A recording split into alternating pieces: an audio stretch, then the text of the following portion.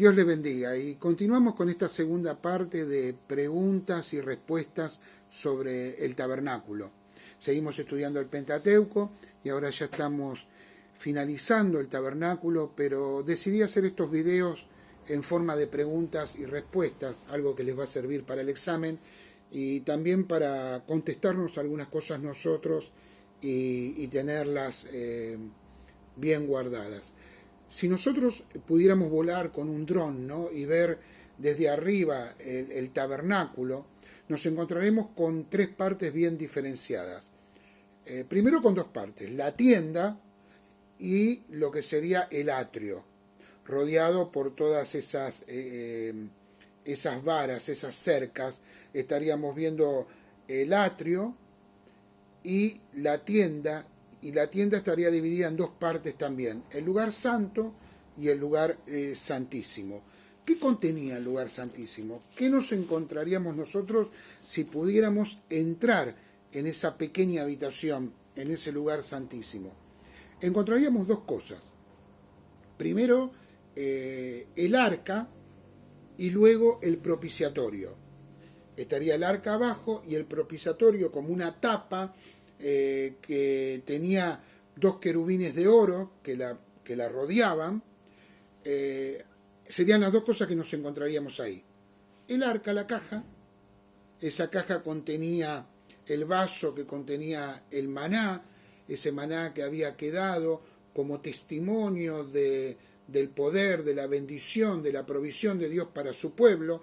También estaría en ese lugar la vara de Aarón que reverdeció, estaría guardada en esa caja, y la serpiente de bronce, ¿no? Estarían esas cosas guardadas en el arca. Ahora,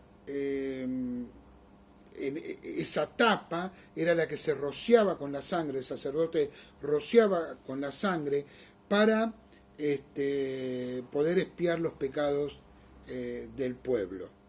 Entonces tendríamos dos cosas: el arca, la tapa con los dos querubines. Un punto y aparte sobre la iluminación de ese lugar, ¿no? No había luz, sino había como una especie de tinieblas en ese lugar, había como una especie de penumbra en ese lugar. Ahora, ¿por qué era un lugar tan lúgubre, no? Bueno, ese lugar era un lugar donde solo entraba una persona.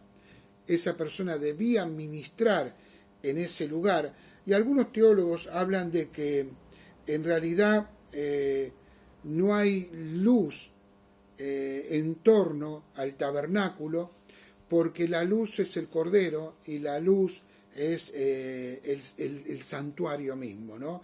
La luz es la luz de Dios, la presencia de Dios. En ese lugar se ministraba prácticamente en penumbras. Ahora, ¿quiénes eran los que entraban en el tabernáculo? ¿Quiénes podían entrar en el lugar santísimo? Bueno, solamente el sacerdote y una vez por año. Miren qué increíble. No era algo que se utilizaba todo el tiempo, sino una vez por año entraba ahí el sacerdote. Nadie podía ver qué sucedía en ese interior. Y bueno, cuando el tabernáculo se levantaba, entraban los portadores del arca, se metían adentro, y cuando ellos salían, era Aarón el que la destapaba.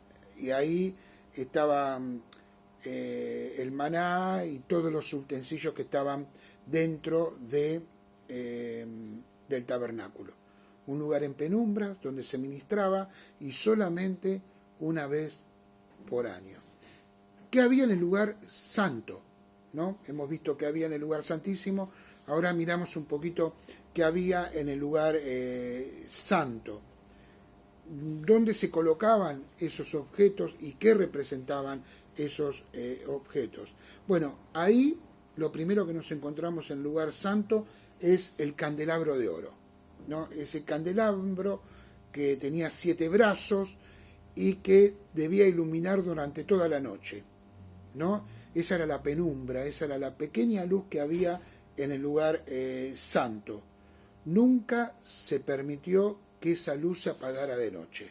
Siempre esa luz tenía que estar prendida durante la noche.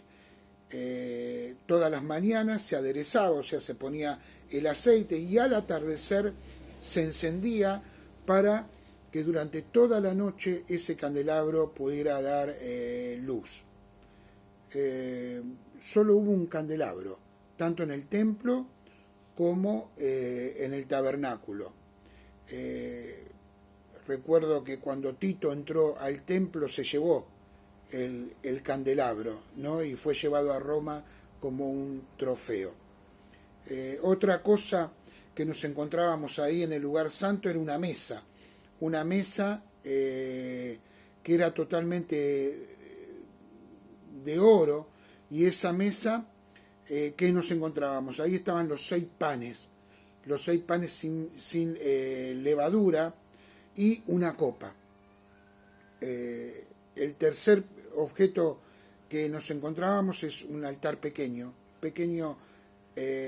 altar llamado el altar de oro, para distinguirlo del altar de bronce que estaba en el atrio. Ese altar estaba forrado de oro y sobre ese altar estaba el incienso, que representaban las oraciones del pueblo de Dios. Ahora, ¿qué representaban estos objetos? El pan sobre la mesa representaba las 12 tribus, representaba la bendición de Dios sobre su pueblo, cómo Dios había previsto para su pueblo, representaba la presencia de Dios en su pueblo y nadie podía comerlo. Nadie podía comerlo. David comió de él, recuerdan, y el Señor como que lo justificó, ¿no? Cuando él dijo que bueno, como estaba tan hambriento, se le permitió comer del pan de la proposición. ¿Quiénes eran los que entraban en el lugar santo? Acá hay una diferencia con el lugar santísimo. En el lugar santísimo solo podía entrar el sumo sacerdote. En el lugar santo podían entrar los sacerdotes, no los levitas, solamente los sacerdotes podían entrar al lugar santo y ministrar en el lugar santo. Ellos podían entrar. Ahora, en el atrio, ¿qué objetos había? Hemos visto que en el lugar santo estaba la mesa con los panes y el altar de oro con el incienso y el candelabro. ¿Qué había en el atrio? ¿Qué nos encontrábamos con el atrio?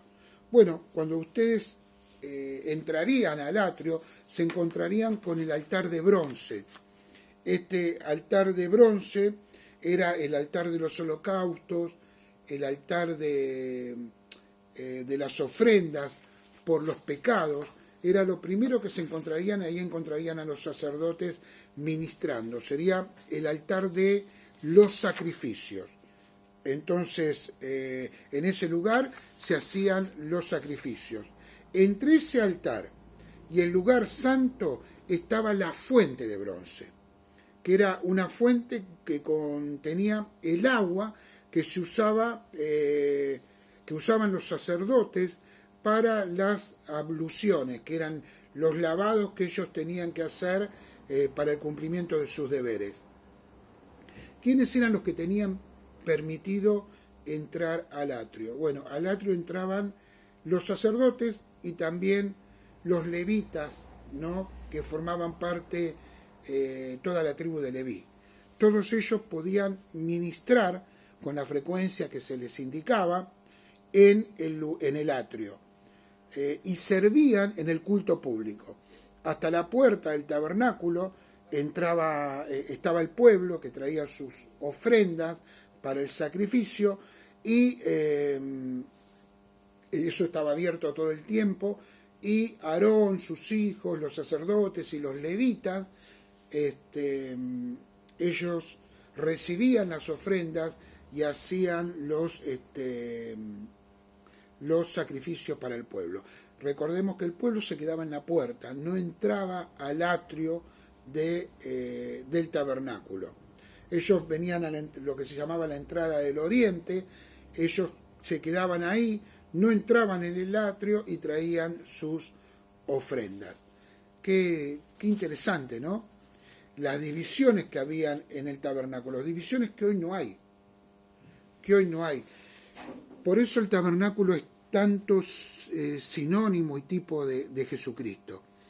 Había un lugar donde el pueblo llegaba y de ahí no traspasaba. Había un lugar hasta donde los levitas llegaban y de ahí no traspasaban.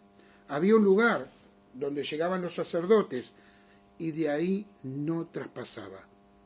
Y había un lugar donde solo una persona entraba, el sumo sacerdote, y de ahí no pasaba.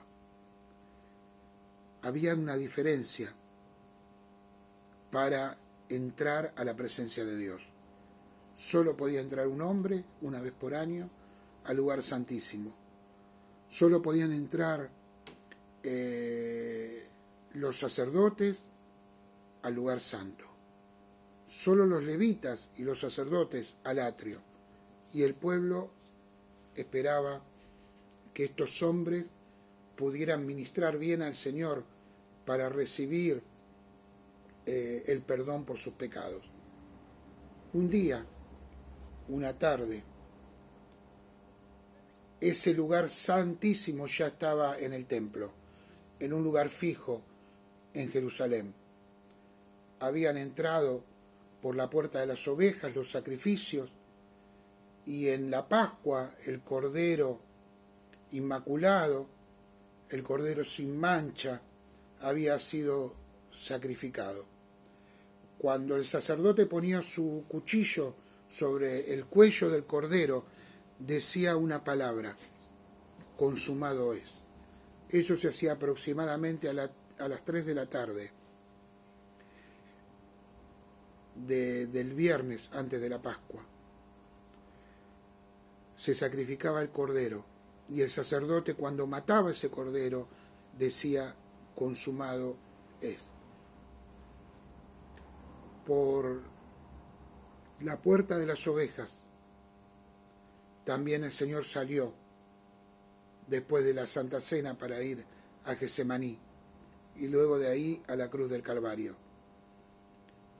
Cuando Él murió, en el mismo horario en que el sacerdote decía consumado es, cuando mataba al Cordero sin mancha, el Cordero de Dios que quita los pecados del mundo, moriría una vez y para siempre por nuestros pecados.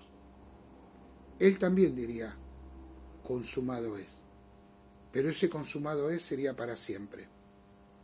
Fue tan para siempre, hermanos, que ese mismo momento el velo del templo se rasgó, de arriba hacia abajo, porque la salvación viene de Dios. El lugar santísimo del templo quedó descubierto. Ya no había impedimento para entrar a la presencia de Dios. Hoy nosotros no nos quedamos fuera del tabernáculo. Hoy nosotros entramos a la presencia de Dios. Hoy nosotros, por ese sacrificio de Cristo en la cruz del Calvario, vivimos en el lugar santísimo, que no está en penumbras, que está iluminado, porque el Señor era la luz de los hombres, porque ya no estamos en oscuridad. Cristo murió por nosotros, Él resucitó, está sentado a la diestra del Padre, intercede por nosotros. Él es nuestro tabernáculo y nosotros tenemos libre acceso a la presencia de Dios. Pero debemos tener el mismo temor que tenía el sacerdote cuando entraba al lugar santísimo. Debemos manejarnos con la misma santidad, porque Dios sigue siendo santo. Aunque la gracia ha logrado que nosotros podamos tener libre acceso a su presencia. ¿Qué había en el tabernáculo? ¿Qué había en el lugar santísimo? En el lugar santísimo estaba el arca, con el testimonio de Dios. Estaba la mesa donde se rociaba la sangre. ¿Y saben qué? Hoy estamos nosotros también. Hemos sido limpiados por la sangre de Cristo. Dios le bendiga y seguimos en el próximo video.